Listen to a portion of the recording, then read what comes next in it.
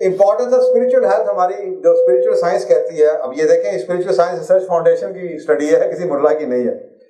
So break down of the root causes of difficulties in a person's life including health, वो कहते हैं कि 50% purely spiritual nature की बीमारियां हमारी जिंदगी में, 20% ऐसी बीमारियां जो कि साइकोलॉजिकल या फिजिकल हैं।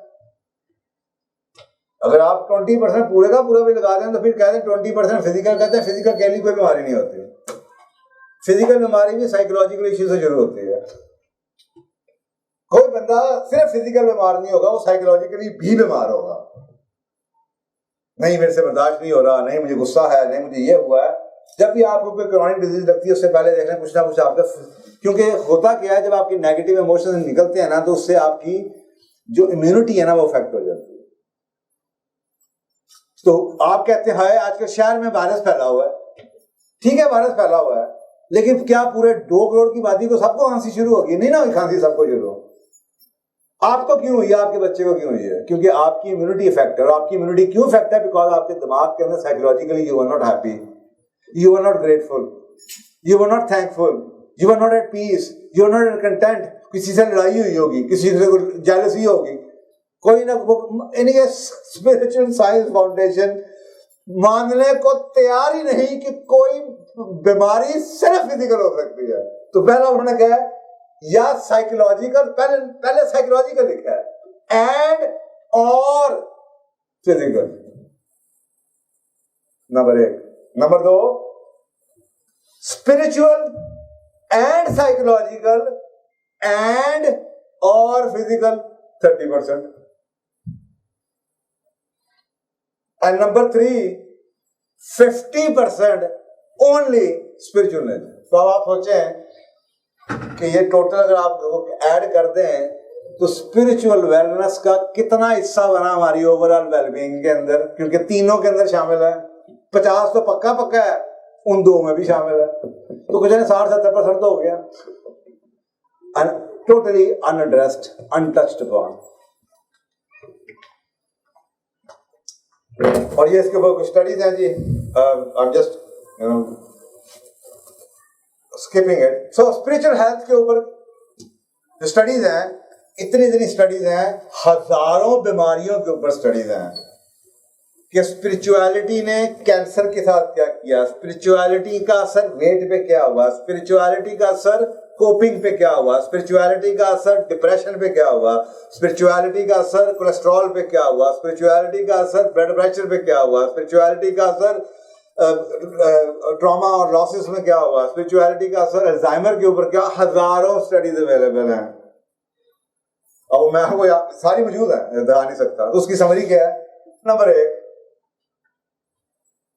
एक सबसे बड़ी जो स्पिरिचुअलिटी की स्टडी है ना जिसने हलाया हुआ है वो कैंसर के ऊपर है। और वो कहते हैं कि स्पिरिचुअलिटी आपकी बॉडी की ये जो सेलुलर इन्फ्लेमेशन है इसके ऊपर डायरेक्ट असर आता है। जो कहते हैं कैंसर है ही स्पिरिचुअल एलिमेंट का नाम, क्योंकि क्या हो रहा है, सेल इन्फ्लेमेट कर रहे हैं।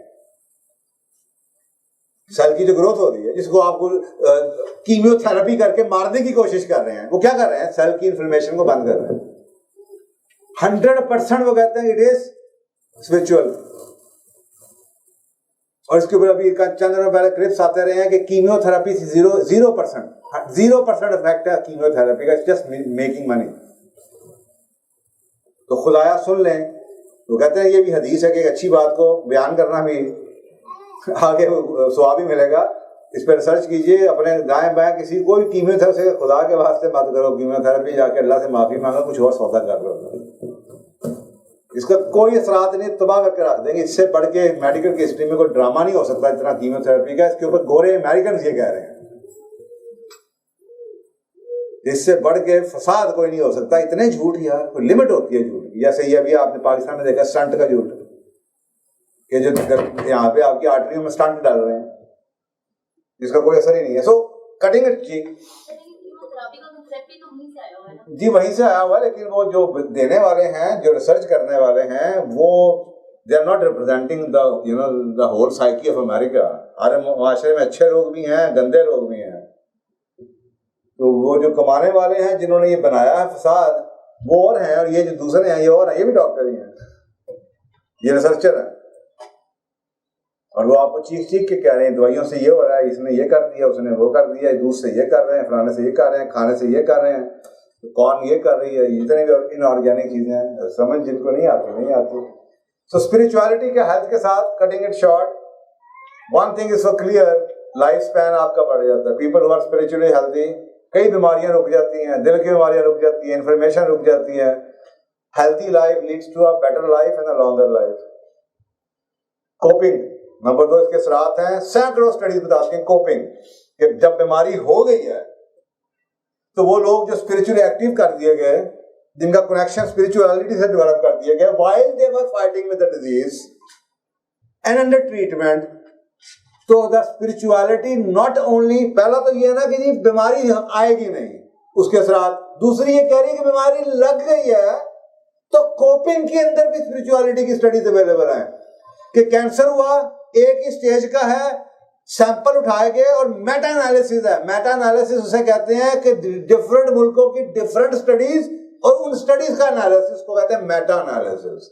मेटा एनालिसिस की स्टडीज अवेलेबल है कि डिफरेंट मुल्कों में डिफरेंट लोग कैंसर की एक स्टेज में या हार्ट की एक फेलियर की स्टेज में, आर्टरियां ब्लॉक की स्टेज में, उन पे स्टडी की जा रही है, और फिर कुछ लोगों को स्पिरिचुअलिटी इंड्यूस की गई, इंट्रोड्यूस की गई। अब आपने रात को ये करना है, अब आपने माफी करनी है, अब आपने ये करना है, अब आपने चर्च का प्रीस्ट को बुलाना शुरू कर दिया, वो सारे एक्ट करने शुरू कर दिए। तो जो लोग स्पिरिचुअल यानी कि दूसरे इलाज को साथ स्पिरिचुअलिटी को ब्लेंड कर रहे थे, उनकी कोपिंग फास्टर थी। उस पर भी स्टडीज अवेलेबल, एक नहीं मेटा एनालिसिस अवेलेबल है। इसी तरीके से थर्ड, रिकवरी के ऊपर, कि जो रिकवरी हो रही है बीमारी का, फर्ज करें आपके ऊपर ऑपरेशन हो गया है, अब रिकवरी है, क्या एक्सीडेंट हुआ, बर्न हो गया, या आपका जनाब दिल का ऑपरेशन हो गया, बाईपास हो गया, कैंसर की कुछ हो गया, रिकवरी है, जो होना था हो गया, अब रिकवरी है। तो वो देखा कि वो जो लोग स्पिरिचुअलिटी जिनको इंट्रोड्यूस की गई, उनकी हीलिंग बेहतर थी, फास्टर थी, they recovered faster from that element. इसके ऊपर साइकोलॉजिकल डिजीज के ऊपर भी स्टडीज अवेलेबल थी कि डिप्रेशन से बाहर निकल आए।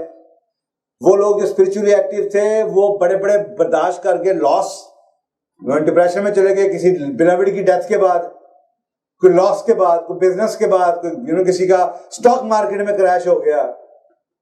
तो मेंटल, इमोशनल और फिजिकल एलिमेंट जिनको हुई थी, लॉस, जो बीमारियां थी, उसके बाद जब स्पिरिचुअलिटी को इंट्रोड्यूस किया गया तो दे रिकवर्ड बेटर, लॉस से रिकवर हो गए।